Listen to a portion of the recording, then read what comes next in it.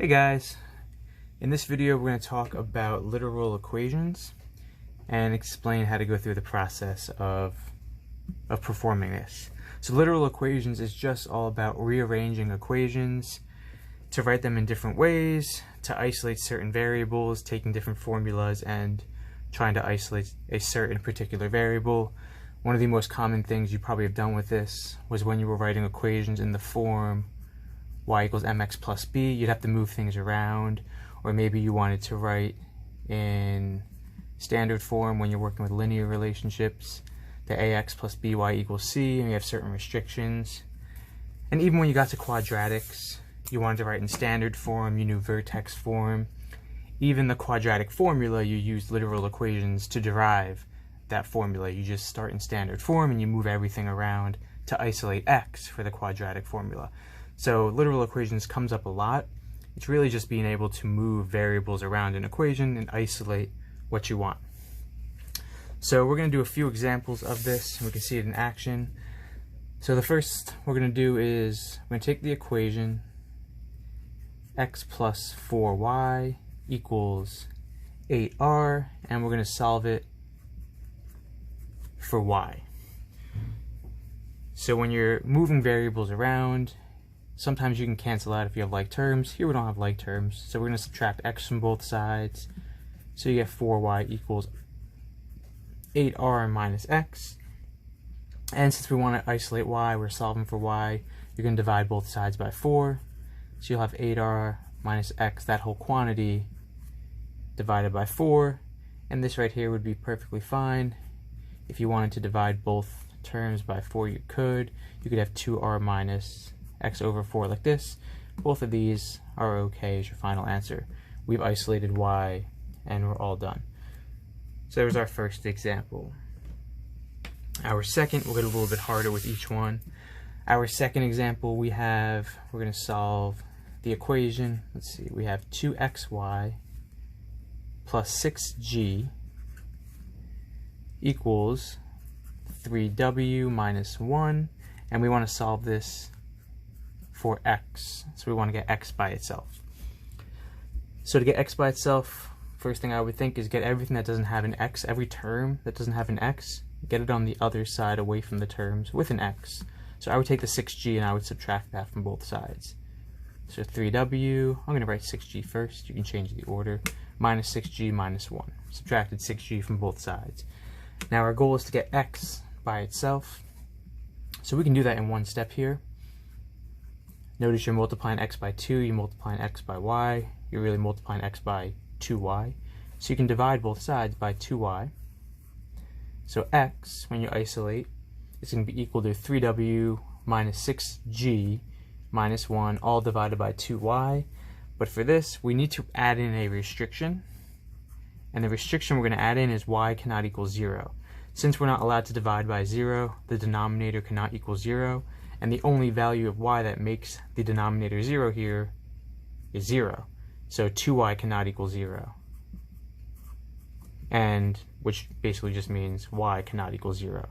Like if on the bottom here on the little sidebar, if we were over like y plus 1, then y would not be allowed to equal negative 1 because that would make the denominator 0. So we have to add this restriction in because we cannot divide by 0. That's undefined. So x is equal to 3w minus 6g minus 1, all of that quantity divided by 2y, if y is not equal to 0. So there was our second example. Our third example, we're going to solve the equation 3a plus 12ab is equal to c plus b, and we are solving for a, so we want to isolate a. We might notice a little bit of a problem with this. We have two terms with a, and if we want to isolate a, we need to have one a by itself in the end. So what we're going to have to do here is we're going to have to factor out. So I'm going to factor out just an a. You might notice that you could factor out a 3a, but I want it to be just a in the end, so I'm going to leave the 3 in there for this. So we factor out an a, we're left with 3 plus 12b, and that equals c plus b. And now our next move here, we want to get a by itself, so we can divide. I'll show it here. You can divide by this whole binomial, this whole quantity, divided by 3 plus 12b. So 3 plus 12b. So a is equal to c plus b over 3 plus 12b. Now notice here, we need to put a restriction because we have a denominator with a variable in it. So what value of b would make this bottom 0? And I'll color code a little bit. So to make this 0, 3 plus 12b equals 0. The value of b that would make that 0 would be, well, you take the 3 over to the other side, then divide by your 12. So if b was negative 1/4, then the denominator would be 0. So we're going to add in the restriction that b cannot be negative 1/4 because we cannot have this denominator be 0. We're not allowed to divide by 0. It is undefined. So a, when we isolate, is equal to the quantity c plus b divided by the quantity 3 plus 12b, where b is not equal to negative 1/4. b can be anything else. It can't be negative 1/4 because negative 1/4 would result in the denominator being 0, and we don't want that. All right, our last one, before you try some of these on your own, we are going to solve the equation 6r is equal to 3xr plus 4b minus 2bx, and we're solving for r. So at a quick look here, you might notice there are two terms that have an r involved in them, so I'm going to have to get them both to the same side so I can use factoring to get it to be one singular r. So since we have a lot of things over here on the right side, I'm going to move all the r's to the left. So 6r minus 3xr, just subtracting this term from both sides. That's equal to 4b minus 2bx. Now our goal is to isolate r. We want to get r by itself, so I'm going to factor out an r. And we could take out a 3r, but again, in the end, I want just r by itself, so I'm going to leave that 3 in there as well. So we'll end up with r times the quantity 6 minus 3x. And we're really close to getting r by itself.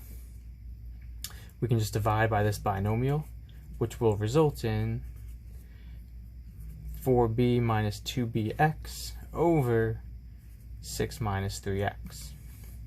Now believe it or not, we can simplify this.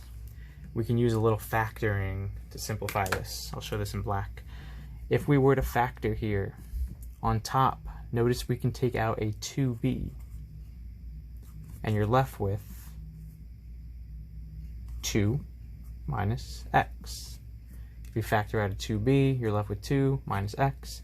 On the bottom, we can factor out a 3, just a simple 3, but you'll be left with 2 minus x. Notice how we're multiplying a monomial and a binomial up top, multiplying the monomial and binomial on the bottom. It so happens that we're multiplying both these monomials by the same binomial. So these are actually going to cancel out for us. The 2 minus x is going to cancel out with the 2 minus x. That's because we're multiplying the monomial by the binomial on top and bottom. If we were adding, if it looked like 2b plus 2 minus x, you would not be able to cancel out. But since we're just multiplying up top and just multiplying on the bottom, we can cancel those out. So when we end up here, or where we end up here, actually we'll write it over here, r is equal to, after the cancellation, just 2b over 3. Or you could say 2/3 b if you prefer, if you want to use a coefficient like that. But this would be the simplified version here, isolating r. And for this, we actually could use a little bit of factoring and simplifying. So there's a quick little lesson on literal equations. Go ahead and try some of these on your own, and have a nice day.